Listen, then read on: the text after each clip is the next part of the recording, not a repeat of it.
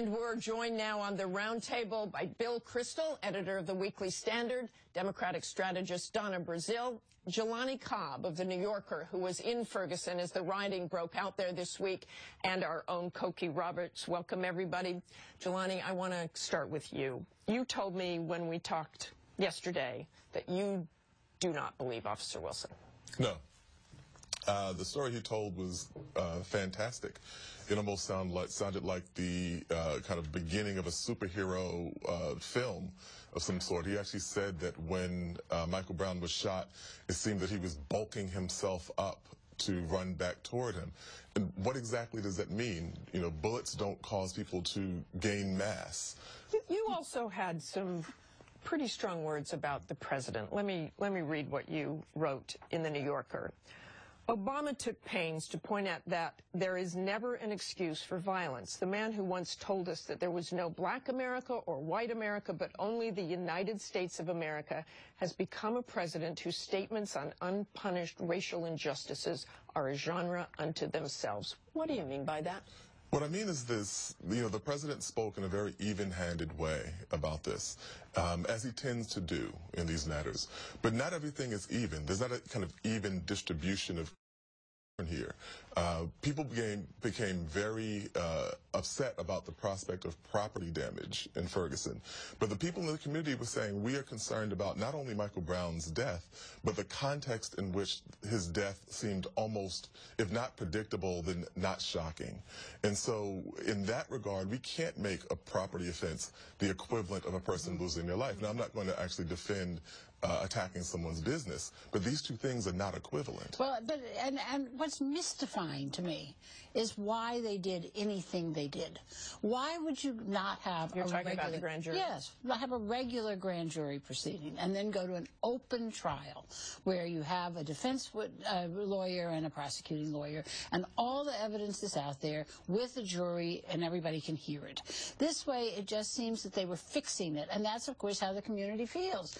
Right. And it contributes to this sense that black Americans, particularly young black males, do not get a fair shake in the American justice system. And now it's not just black people who feel that way. Young white people feel that way too. The numbers have changed dramatically on that. Yeah, this is their broadcast news moment. I'm angry as hell. These young people are looking at this and saying, you know what? This could be me. This is the authorities. These are people who are sworn to protect me, and now they're coming after me. Look, the tragedy was out there. We've known since August that there was a tragedy, the fatal shooting of an unarmed teenager. The grand jury decision, deliberations, I read most of it. I had to put it down. Because when you're at a page 120, yes, Bill, I sat and read all of it. It's more than I did. I give you credit. I did too. You're looking at all of this witness testimony, and then you get to page 209, 210, and you see Darren Wilson. He wasn't cross-examined. The county prosecutor acted as if he was the defense. Bill Kristol, I want you to jump in on this. Should it have been a different procedure? Should they have not had the grand jury? Or should they have done it in a typical People I know who are both prosecutors and defense attorneys think there were no grounds to indict Officer Wilson. A lot of young people, you know, he's a young American too. And a lot of young Americans look at that situation and say, we shouldn't have political correctness or the understandable anger of a community lead to a railroading of the criminal justice system. No serious legal person I know thinks that he should have been brought to trial. Not that he behaved in an exemplary way, perhaps, as a police officer, but that's a tough job. But he has his rights too. On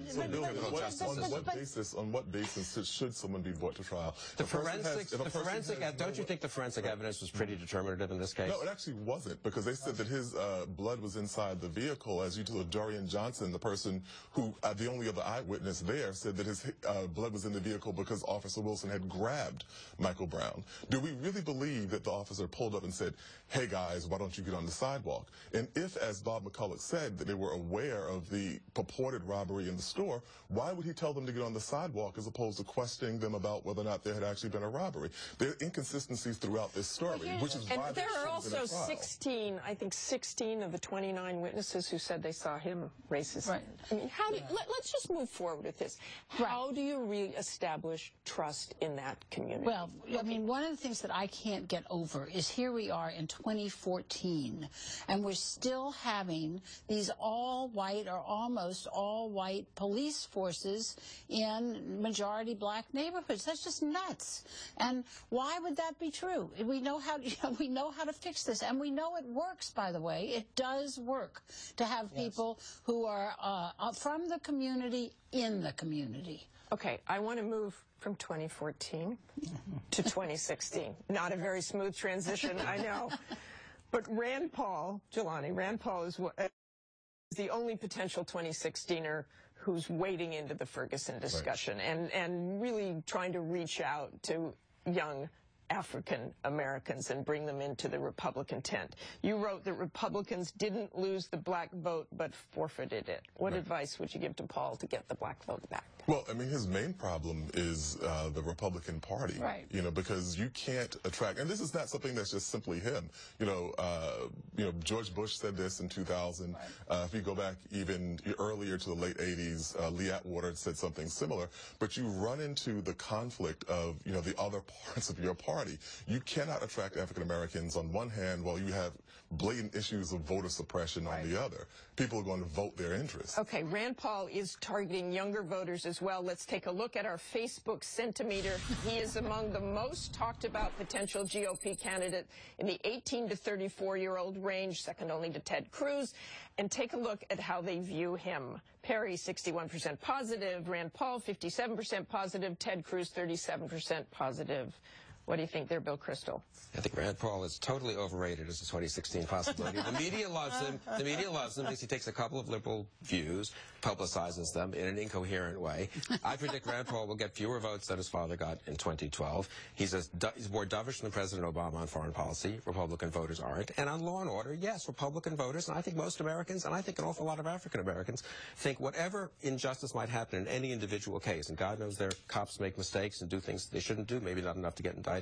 Nonetheless, there is no excuse for rioting, and there is no excuse for people apologizing for the destruction of property and the endangering of life. Law and order is not just a political slogan; it really is part of a decent society. Well, okay, I want to very quickly, because this stood out to me.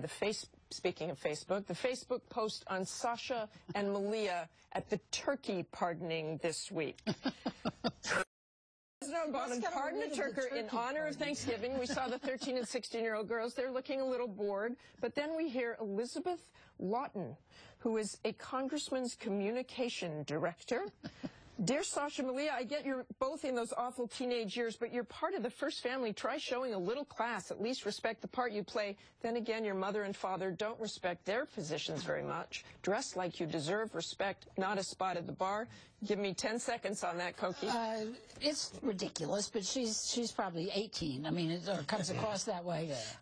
Social media is a problem, and people should stay off of it, particularly if they've had any substance that they shouldn't be on. Or a big Thanksgiving meal, and it's late at night. Very good advice. Insulting, but she did apologize. She did apologize. She they did looked indeed. really exciting. They looked really excited when they were buying books the next day. That's right. That's a good thing. That's always exciting to buy books. Pardoning that exciting. turkey is pretty dumb. Not my favorite event of the year either. Okay, coming up, what's it like to be the tailor to the presidents? David Wright explains. But before we go to break, our powerhouse puzzler. And it's Thanksgiving inspired, naturally. Of course, we now celebrate Thanksgiving on the 4th Thursday of November. But that practice was solidified only after one of our presidents tried moving Turkey Day. So here's the question. Name the president who moved Thanksgiving up a week from when it had been traditionally celebrated up to that point. Back in less than 60 seconds.